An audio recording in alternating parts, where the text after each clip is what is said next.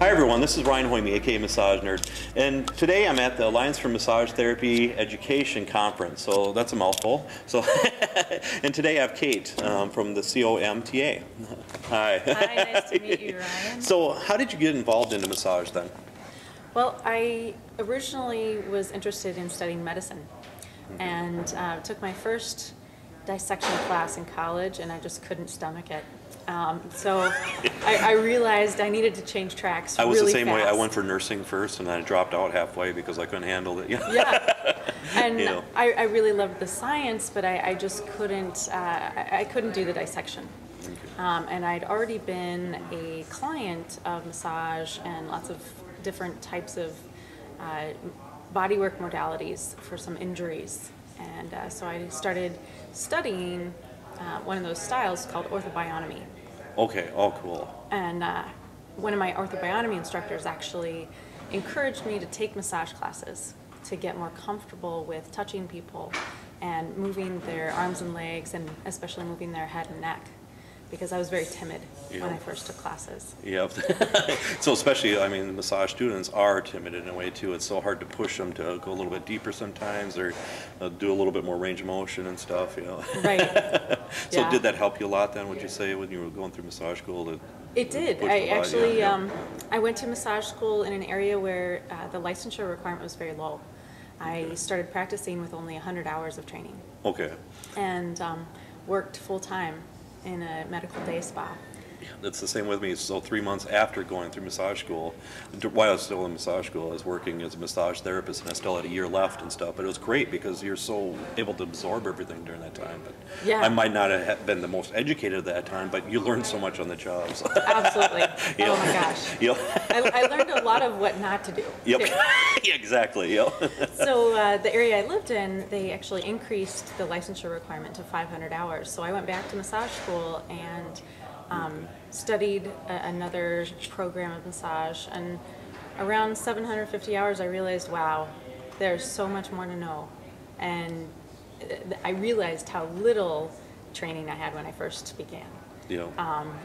And I haven't stopped learning since. I went back to school again and kept going through more classes. Yeah. So you're an education junkie then, basically. Yeah. Yeah. So how'd you get involved in COMTA then? I got involved with COMTA because I ended up working at the school where I had gone back to for my additional training. And I went through their teacher training program and started working in their clinic as a supervisor, started mentoring with some of the faculty members there, and then also started mentoring on the administrative staff and working with the dean there.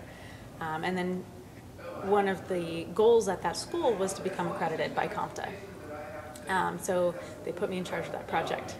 And Big project, yeah. it was. It was a huge project and a big undertaking for the school that they really put a lot of heart and soul into as a collective community, with me writing most of the paperwork.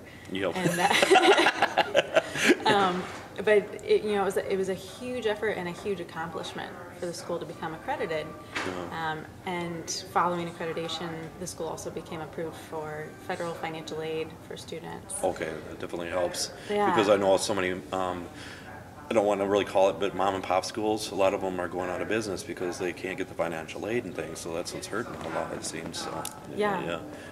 It's a big deciding factor for a lot of schools. Yep, definitely, because I work for a career college, private, for-profit kind of thing, and we got the financial aid and everything, so that's what's helping us to keep afloat during these hard times and Right. stuff, so that's definitely helping. And then for the education-wise, for your mentors and stuff like that, is there anything that you really liked about them, and then what would you do different if you had the choice? Well, I told you briefly that I was thinking of a whole list of people that I wanted to thank because... And there's a whole list, eh?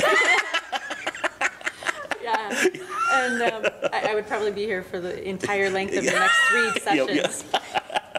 But what really struck me in writing that list was that it was a community of instructors who really collaborated and each brought special styles to their teaching, but they created a community of fostering new instructors collaboratively. And I learned different things from different people, but I also learned from teaching other teaching assistants and having teaching teams. Yeah. If I were to do anything differently, it would be that I would go back to my youngest massage therapist self and explain to myself how important it was to get into the right attitude and go back into the classroom sooner. Yeah, because right now it seems like younger and younger and younger students. A lot of times, even right after high school, it seems. So back in the day, it used to be like middle-aged women. It seems to more for massage, but now it's the population's getting younger. It seems. Well, and I was kind of a know-it-all. So when I had that 100 hours of training, I thought I was it. Yeah. And once I became a little bit more humble, I became a better therapist because Yep. I started to realize that there was, first of all, much more to know. Yeah. And much more to practice before I became a good therapist. And then there was also just an attitude of exploration and curiosity that I didn't develop until later. Yeah. And why did you decide to come here then for the conference? For the conference? Yeah. Well, the Alliance for Massage Therapy Education, for me, really embodies some of the things I'm personally passionate about. Okay. And one of the strengths I believe I bring to CompTIA is that I have a background specifically as a massage practitioner and educator. And whenever somebody talks about improving education, and especially in an area of my passion, I want to get involved. Yeah, definitely.